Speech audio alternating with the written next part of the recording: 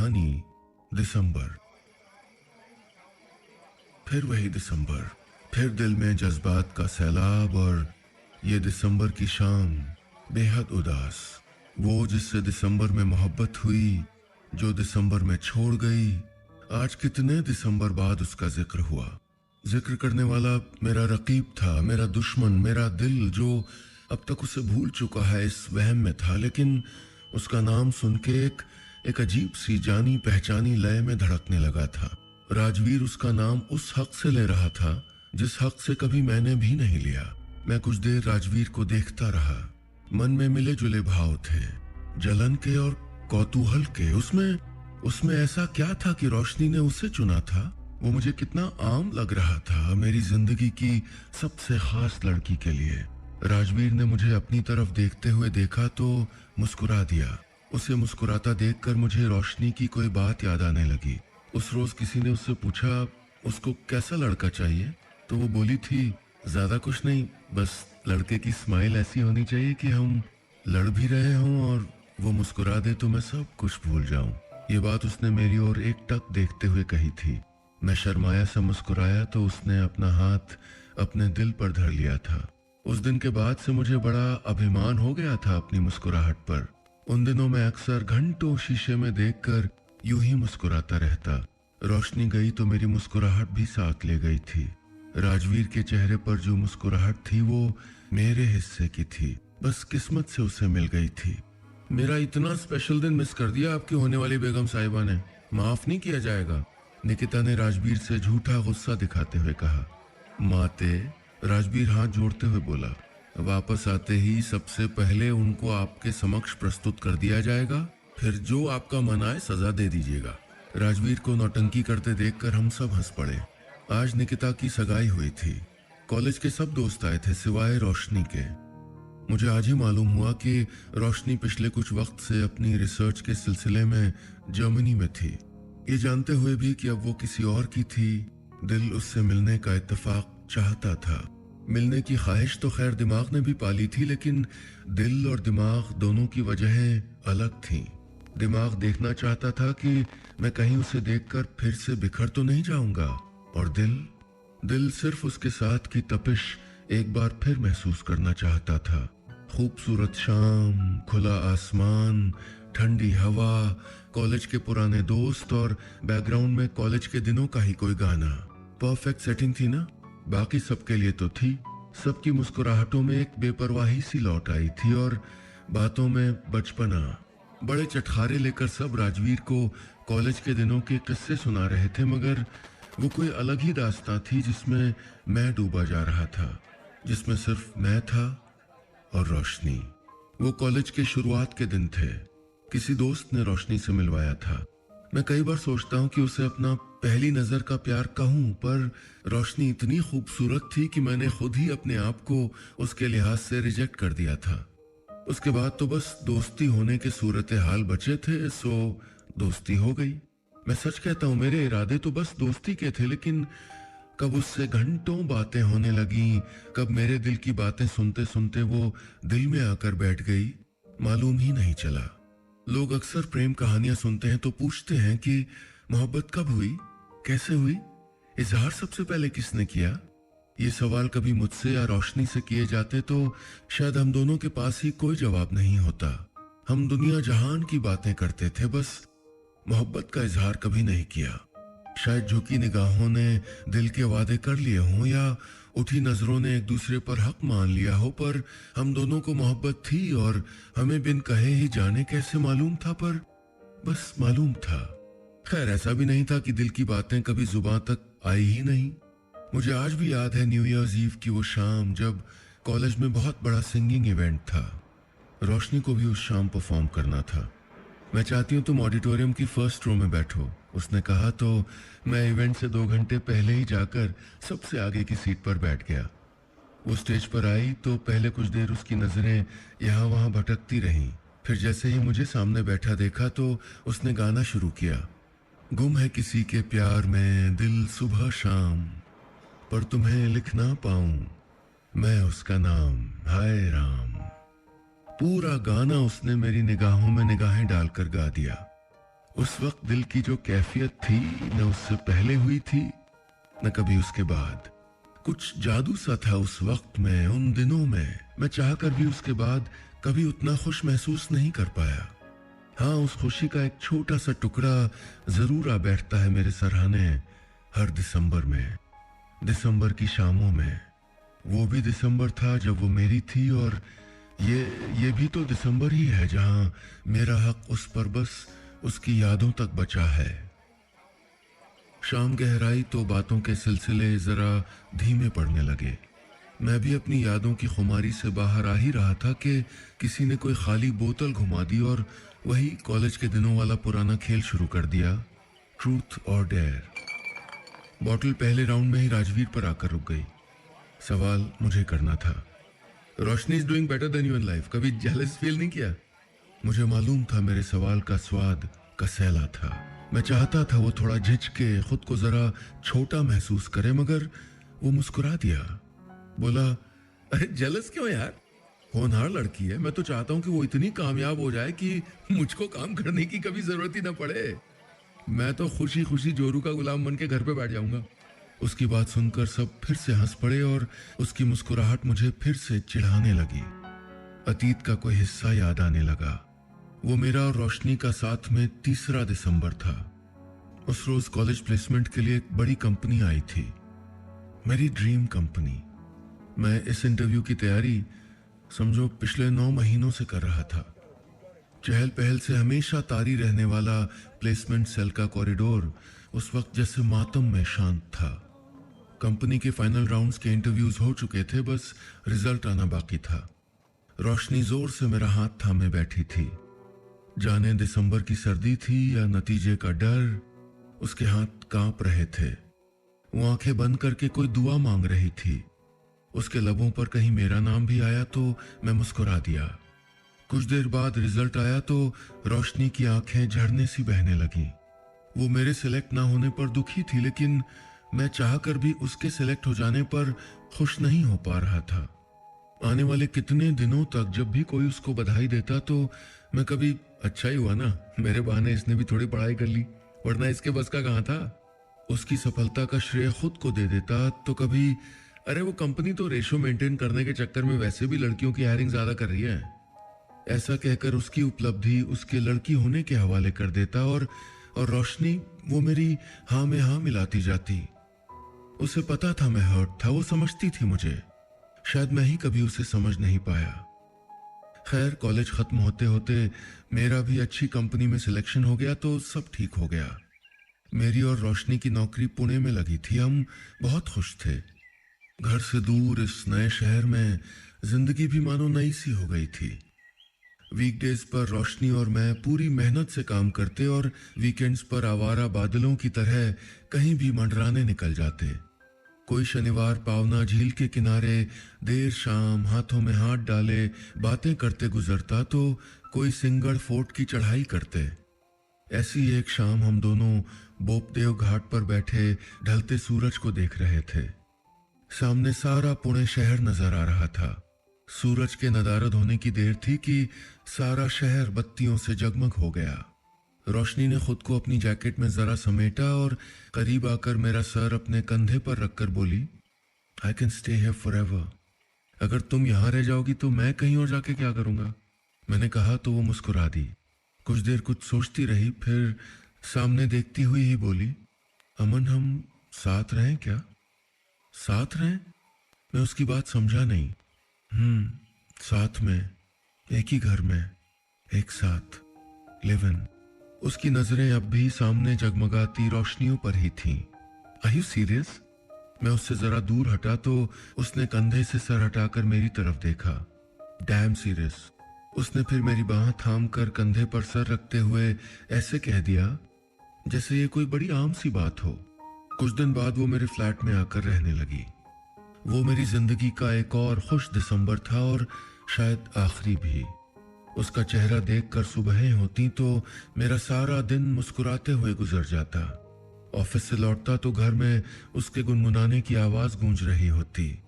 शामें balcony में बैठकर बातें करने में गुजर जाती थीं। एक खुमार था दिसंबर की उन शामों में जो सर से उतरता ही नहीं था। एक रोज बैल्कनी में उसकी गोद में सर रख के लेटे उसके बालों से खेलते हुए मैंने उससे पूछा था, हमारी बातें कभी खत्म कैसे नहीं होती? वो नजरें जरा सी पैनी करके मुंह फुलाकर बोली थी, नजर मत लगाओ। फिर पास पड़े पौधे की लकड़ी छूकर उसने पल भर आंखें मूंद ली थीं। उसका टचवुड काम नहीं किया। देखो कितने फासले आ गए थे अब कि 4 साल में बात करना तो दूर, मैंने उसका चेहरा तक नहीं देखा था। हमारे दूर होने की शुरुआत उस शाम से हुई जब मैंने घर आकर उससे कहा था, I have made up my mind, मैं कंपनी से रिजाइन कर रहा हूं। उन दिनों ऑफिस में काम का दबाव कुछ बढ़ गया था। मेरे मैनेजर से भी मेरी अनबन रहने लगी थी। एक दिन मैं इस सब से परेशान होकर घर पहुंचा तो दिल का सारा गुबार रोशनी के सामने निकल गया। नहीं होती यार मुझसे अब ये कॉर्पोरेट मजदूरी, मैं नौकरी छोड़ दूंगा यार। मैंने उस रोज कहा तो रोशनी हैरान सी मुझे कुछ देर देखती रही, फिर बोली, नौकरी नहीं करनी तो क्या करना है अमन? नौकरी करनी है, बस कॉर्पोरेट में नहीं। मैं सिविल सर्विसेज की तैयारी करना चाहता हूँ यार। मैंने कहा तो वो चुप हो गई। मुझे मालूम था मेरी बात अजीब थी। इतनी अच्छी नौकरी छोड़ के शुरुआत से शुरू करना और तो और तैयारी का खर्च, ये सब आसान नहीं होने वाला था, मगर मैं मन बना चुका था। उस दिन बात वहीं खत्म हो गई, मगर अब मैं गाहे बगाहे नौकरी छोड़ने की बात करने लगा था। एक रोज मुझे अकेला बैल्कनी में बैठा देखकर वो मेरे पास आकर बैठ गई। मेरी एक बांह उसने अपनी दोनों हथेलियों में थाम ली और सर मेरे कंधे पर टिकाकर धीमे से बोली, अमन तुम्हें छोड़नी है ना नौकरी? तुम छोड़ देना, बस मुझे कुछ टाइम दे दो ना। मैं थोड़े अच्छे पैकेज की नौकरी ढूंढ लूं ताकि हमारे खर्चे आसानी से निकल जाएं। फिर तुम छोड़ देना नौकरी। मैंने कुछ नहीं कहा, बस उसे जोर से गले से लगा लिया था। तकरीबन 3 महीने बाद रोशनी को बेहतर नौकरी मिल गई और मैंने नौकरी छोड़ दी। मैं अब दिन रात पढ़ाई में लगा रहने लगा। घर के खर्चे, खाना बनाना, कपड़े धोना और छोटे बड़े काम जो अब तक हम दोनों मिलकर करते थे, अब रोशनी अकेली संभालने लगी थी। सारे कामों से निपट कर वो रात में कुछ देर मुझसे बात करने आती भी तो मैं किताबों में सर घुसाए बैठा रहता। उस रोज वो थोड़ी देर मेरे कमरे में बैठी रही थी, शायद कुछ बात करना चाहती थी।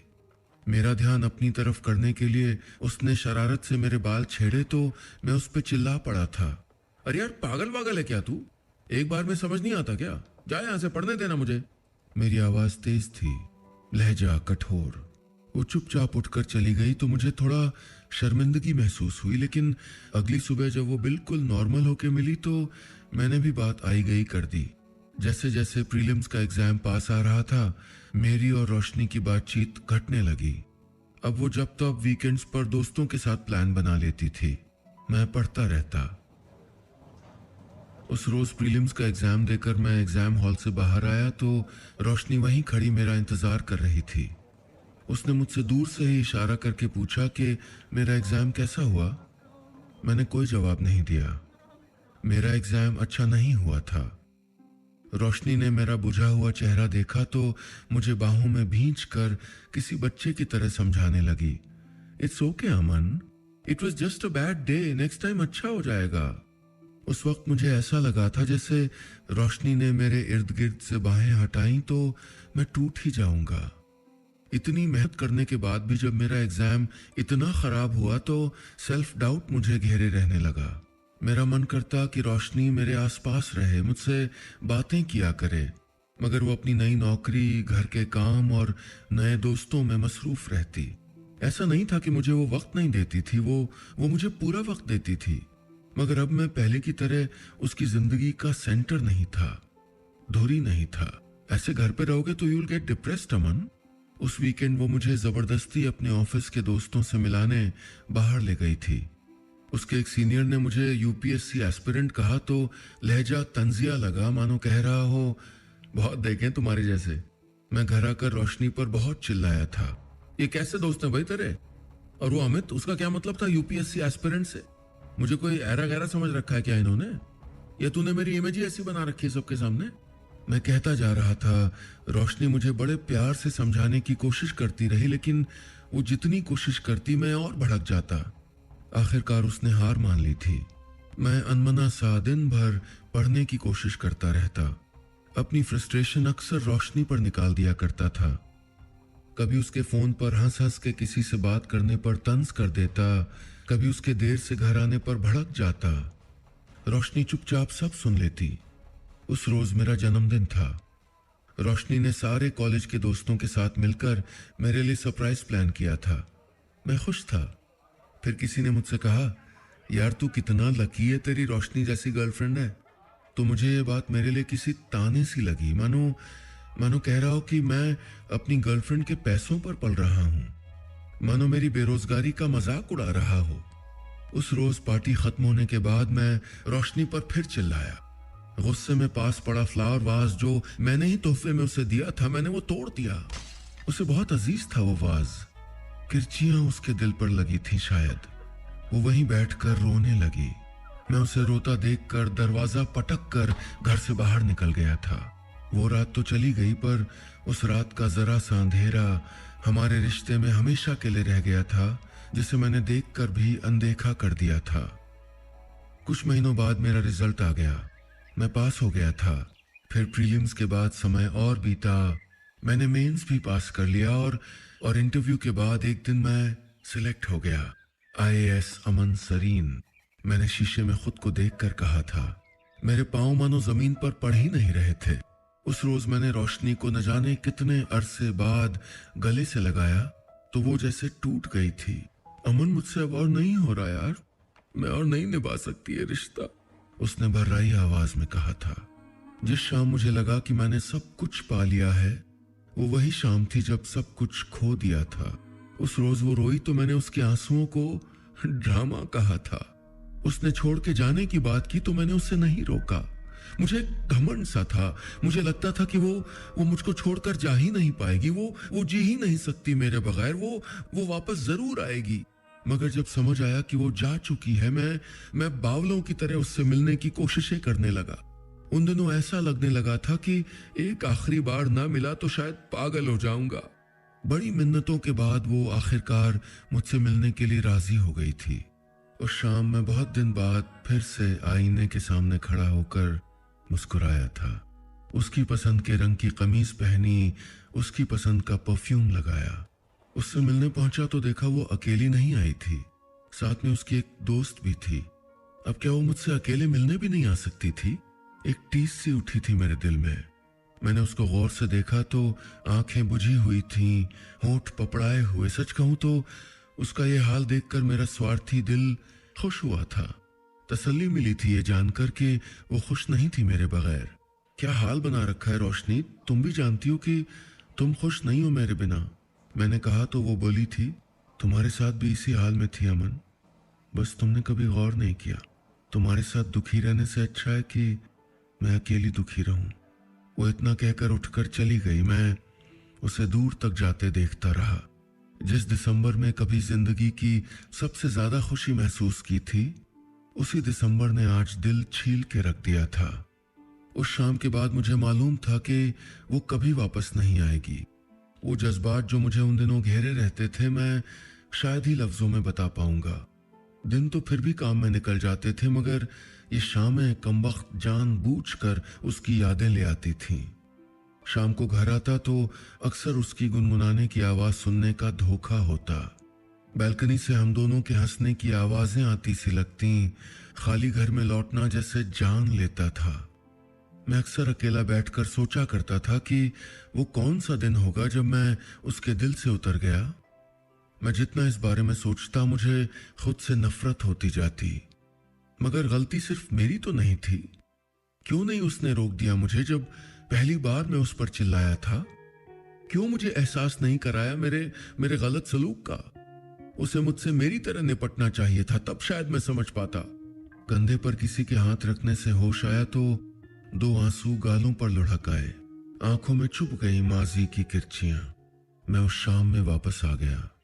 पलकों से पानी का धुंधलका हटा तो देखा कंधे पर हाथ राजवीर का था। मैंने तुरंत अपने आंसू पोंछ लिए। उसकी तरफ देखा तो उसके चेहरे पर हमेशा वाली मुस्कान की जगह एक हमदर्दी सी दिखी।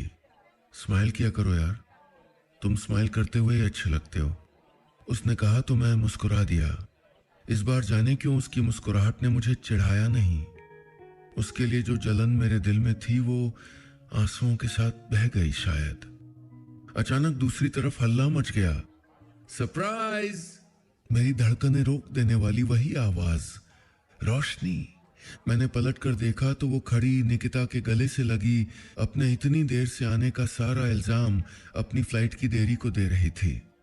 उसके आते ही पता नहीं कमरे में सच में रौनक हो गई थी या सिर्फ मुझे ही लग रहा था ऐसा। वो सबसे मिलकर अब मेरी और राजवीर की तरफ बढ़ी तो उसके 10 कदम की दूरी तय करने तक 10,000 ख्याल जहन में घूम गए। मुझे वो सारे दिसंबर याद आने लगे जो हमने साथ बिताए थे। उसने मुझसे मुस्कुराकर हाथ मिलाया और राजवीर को बाह से खींचकर दूसरी तरफ ले गई। वो कितनी खूबसूरत लग रही थी और कितनी खुश भी। मैं याद करने लगा कि आखिरी बार मैंने उसे इतना खुश कब देखा था। मैंने आज एक बार फिर खुद को उसके लिहाज से रिजेक्ट कर दिया था। बस इतनी सी थी ये कहानी।